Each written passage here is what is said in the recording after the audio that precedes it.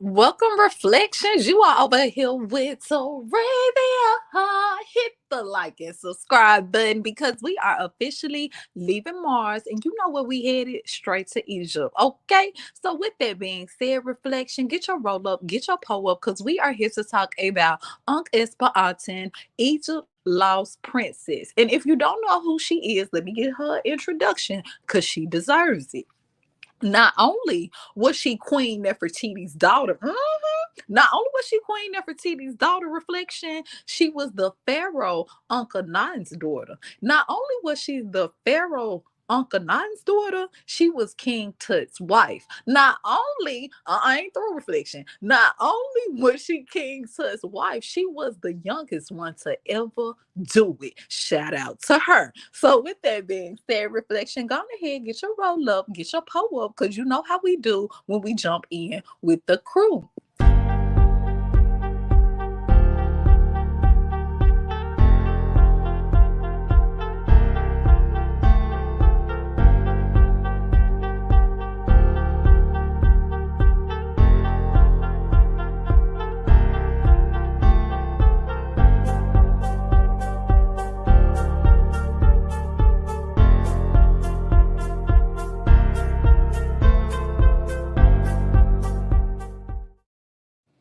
Okay, Reflection, we are officially on Mars. I said we officially on Mars. We are officially in Egypt. Reflection, we in Egypt. Okay.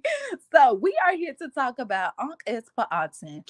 If you don't notice something unique about her name, stay tuned to the end of the video and I bet you will. Okay. So if you don't know who Ankhesenpaaten is, she is the daughter of Queen Nefertiti. Now, I'm sure if anyone here is just a little bit familiar with Egyptian history, we all know or have seen this particular statue of Queen Nefertiti. Okay, now Queen Nefertiti, who is her mother, she wasn't actually born into royalness, so she wasn't of royal blood, but she had the gift to divine. She was a master diviner, and not only that, she was a master at necromancy, so she could communicate with the dead well. Okay, now her father was actually a advisors to the pharaoh. Okay, so that's how her and Uncle Nine actually came together. Okay, she could divine and she was a master necromancer.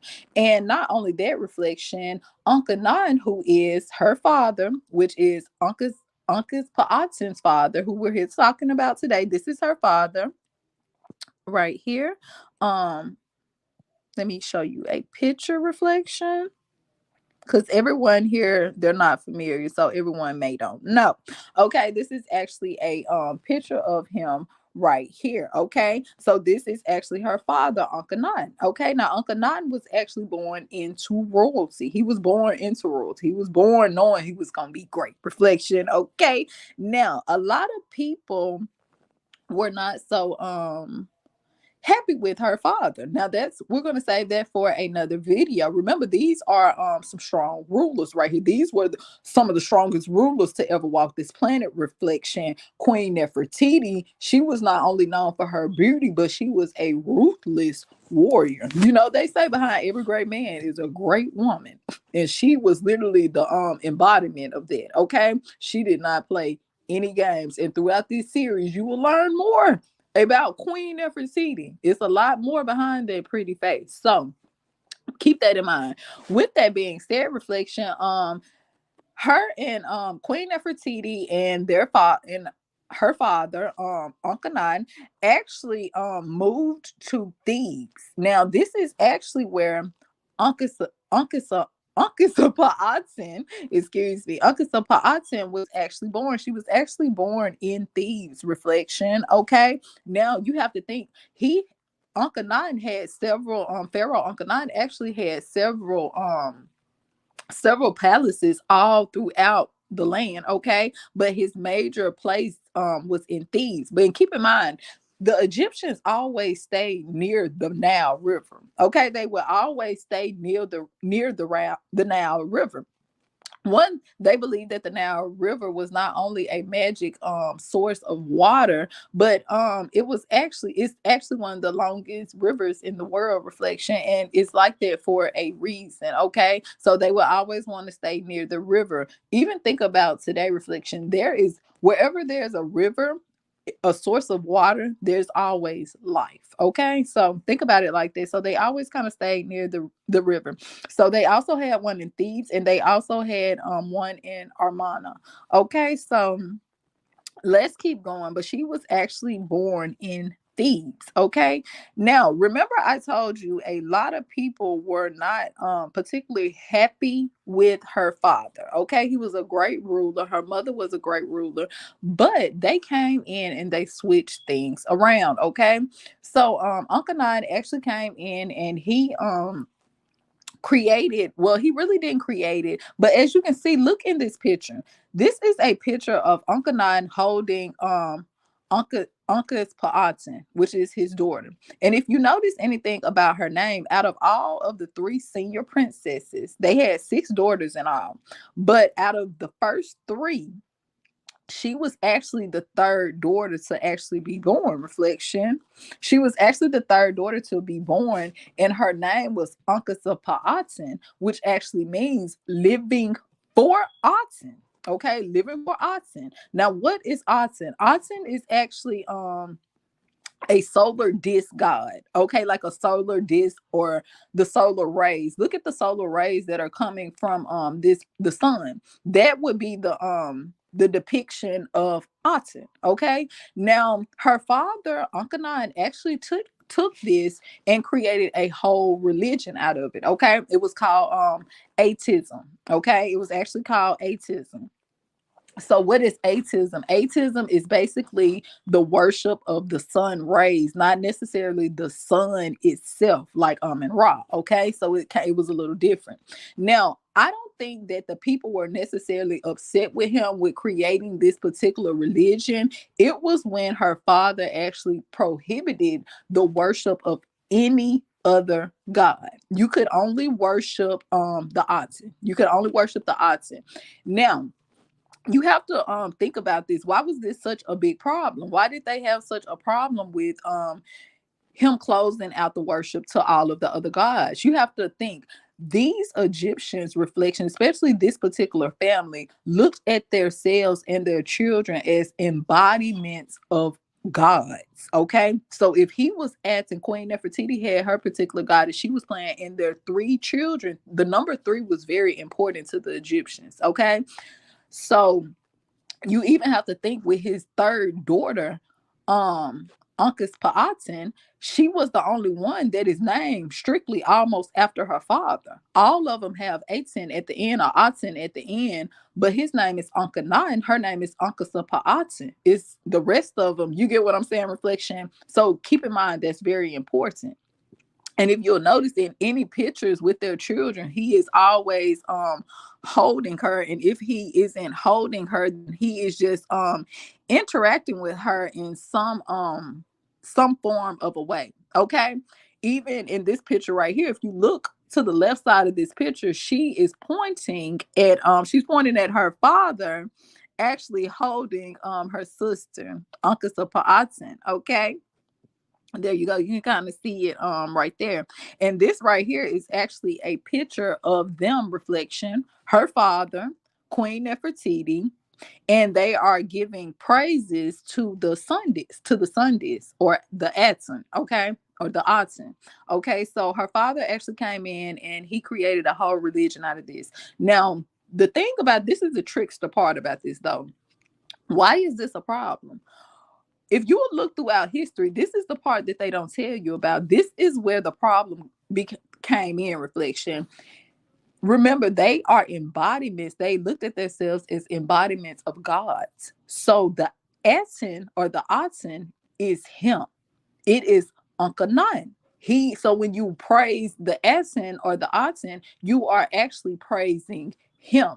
So he cut off all of the praises to the other gods, reflections, and all of the praises would come to the Aten or the embodiment of the Aten, which is him.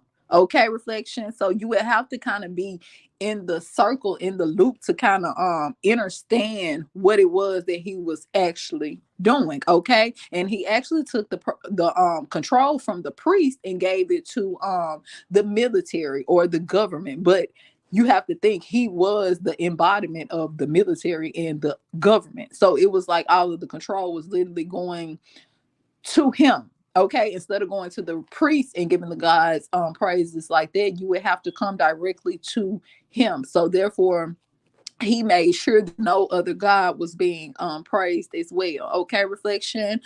This is truly you know how they say he is a very jealous god, reflection. Okay, think about it like that. Okay, so I'm just trying to give you a backstory of who her father was and who she was to her father. So you can think about that. Her being the third daughter to be born was very important to him. Okay, because the Egyptians believed in numerology heavily. They used numerology very heavy. This is also a picture of Ankhesenpaaten as well. So with that being said, reflection, let's go back. We are here talking about um Ankhesenpaaten. Okay, so Ankhesenpaaten is not only named after her father. We know that her father adored her well, reflection. Okay, because you see her in all of his all of the royal paintings, all of the royal temples. You see anytime the senior princesses are present, she is present. Not only that, she was the youngest of the three senior princesses. Okay, so this is actually a picture right here. If you look on the right side, you see those three um girls. Those are the three goddesses going. That's Queen Nefertiti and her three daughters, which are called the senior princesses, behind them giving praises to the Aten, okay, or the Aten, which is basically a embodiment of her father. Okay, so they're going in and they're giving praises. Okay, and not only that, they're shaking their little I guess what you would call today kind of like not a rattle, but what do you call those things? Reflections where you just shake them. You know what I'm talking about, reflection. You got to think sound, music. They understood that reflection. The Egyptians understood that well. Whenever you are trying to translate or call in spirits or move spirits, sound is very important, music is very important, vibrations is very important. Okay, so not only that, reflections, it was said that she was actually the eldest surviving of the senior princesses. So what do I mean about that? Remember, he had six daughters in all, but we'll talk about that in another video. Right now, we're going to focus on the senior princesses because we are talking about Ankhesenpaaten. Okay, now she is actually the third one in the picture. And not only that, she is the youngest, but she is the oldest one that is surviving of the three princesses, because the other two actually passed. Now it was actually said that the first one actually passed, reflection, due to childbirth. It was said that she actually passed due to childbirth. Now, keep in mind, it was said that Uncle Nine was actually the father of that particular child. Okay. Now you have to think the Egyptians, when they kept it in the family, reflection, they would keep it in the family due to power. You have to think, if they stepped outside of their bloodline, in their mind, if they stepped outside of their bloodline and mixed their royal bloodline with someone who bloodline isn't necessarily royal. Okay, remember Queen Nefertiti had certain gifts. Okay, so think about it like that. It would be different mixing with her bloodline and a royal bloodline, because she already has certain gifts. Okay, where they would go out and maybe they would mix their bloodline with someone else who don't have certain gifts. The Egyptians would intermate with each other sometimes to keep power, to keep the gifts going, to keep the bloodline pure. Okay, so even think about it like that. All right, so um she was actually queen, but you have to think of mine, Queen Nefertiti. She is not related at all to Uncle Nine. Okay, so they're not related. But it was said that, and it's not unusual for a pharaoh to actually intermate with his princesses. So let's keep it like that. So let's keep going. So it was said that Mary Otten was actually, let me actually get you a picture of her too. She was actually reflection. She actually passed away. She was the oldest of the senior princess that actually passed away during childbirth. Okay, giving childbirth. Neither one of them particularly, neither one made a reflection throughout their childbirth, unfortunately. And that was a very hard time, not only for Akhenaten, but that was a very tough time for Queen Nefertiti as well. But Queen Nefertiti skin is much thicker than most know. Okay, and you'll realize that throughout a couple videos, but we're not going to get too deep into those videos. But I will say, when this happened, something in her changed. Okay, something, you know how you'll go through a life reflection and certain things happen to you, and it seemed to change things in you. Okay, that kind of happened with Queen Nefertiti when she lost not only her daughter but the child as well. Okay, so the child her daughter was carrying as well. So let's go back to that. Okay, so now we have her. Now we also have the next daughter reflection. They have their next daughter. So what happened with this daughter? Now it is said reflection that this is where the story gets a little tangy. Okay, this is where it gets a little tangy. I'm gonna tell you what your history book said, and I'm going to tell you what the ethers say. Okay, so the history books say that she went disappearing because at that time in Egypt, it was a plague going around. It was a plague going around, and it was causing a lot of sicknesses, reflection. And keep in mind, we're not unusual to plagues. This isn't anything unusual throughout history, but it was alleged that a plague went around and she just disappeared.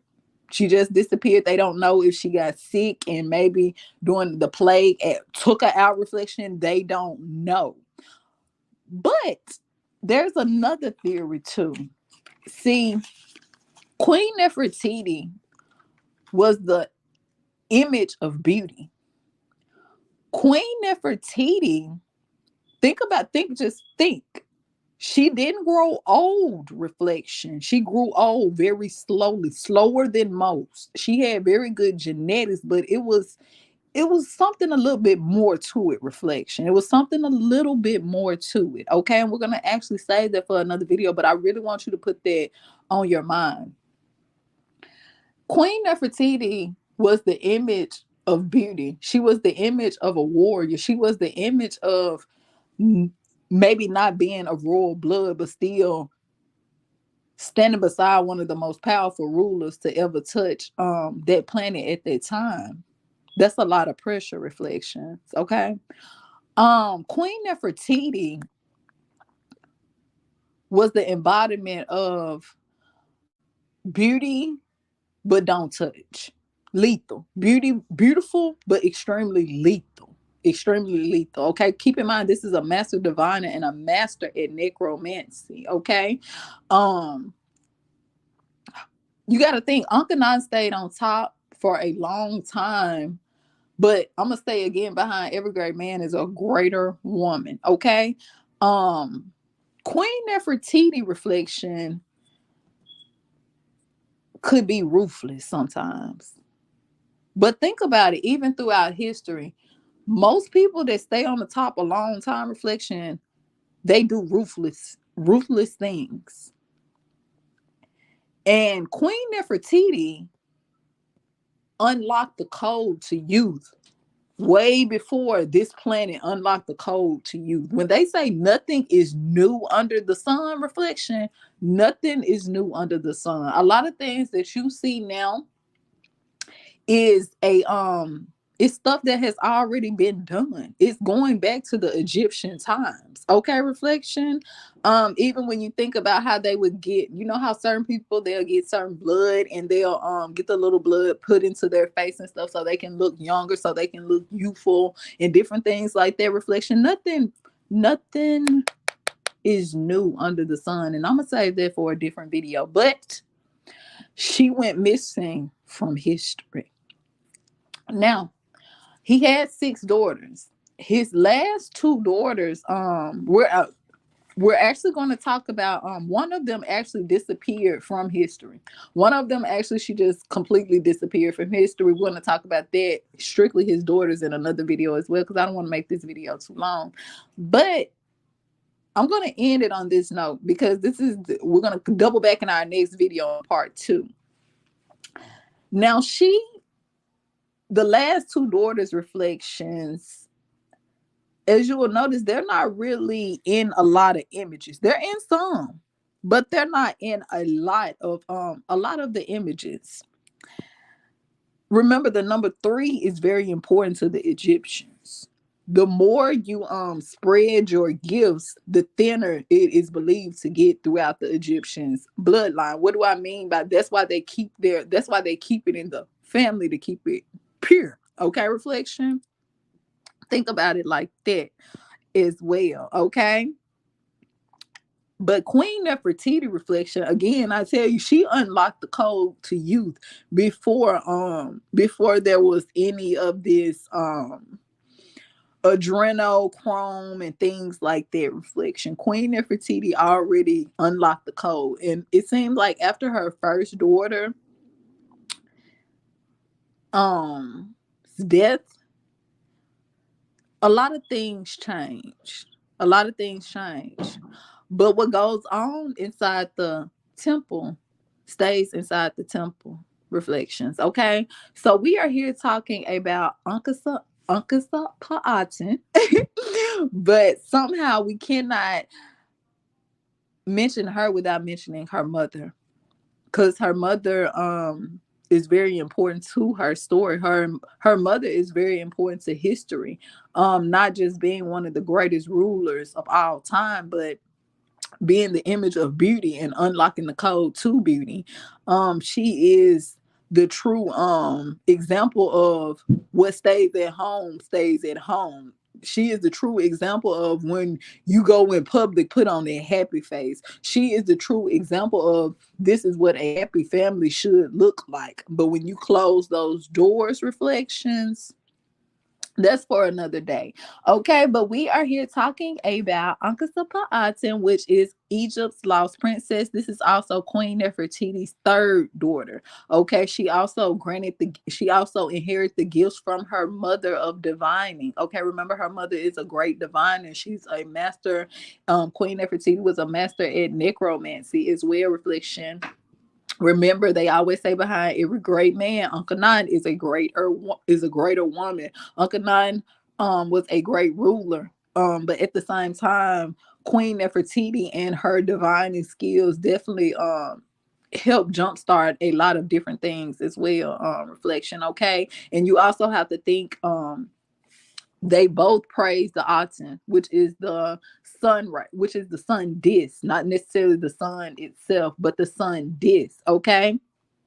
So all of that is actually going to go into when we get to talking about in part 2, Ankhesenpaaten and King Tut. Okay, we're actually going to get more into King Tut, and actually when her name changed from Ankhesenpaaten to Ankhesenamun. Okay, reflection. We're actually going to get into how all of that changed, because as you know, her name actually means living for Aten. And who is Aten? That is her father. So it was basically like when she was born literally for her father, embodiment of her father. Okay, that is why you see her in so many pictures where he is holding her and he is actually raising her to the sun reflection. Okay, you have to remember the Egyptians spoke in symbolism. Okay, so with that being said, reflection, we were over here talking about Ankhesenpaaten,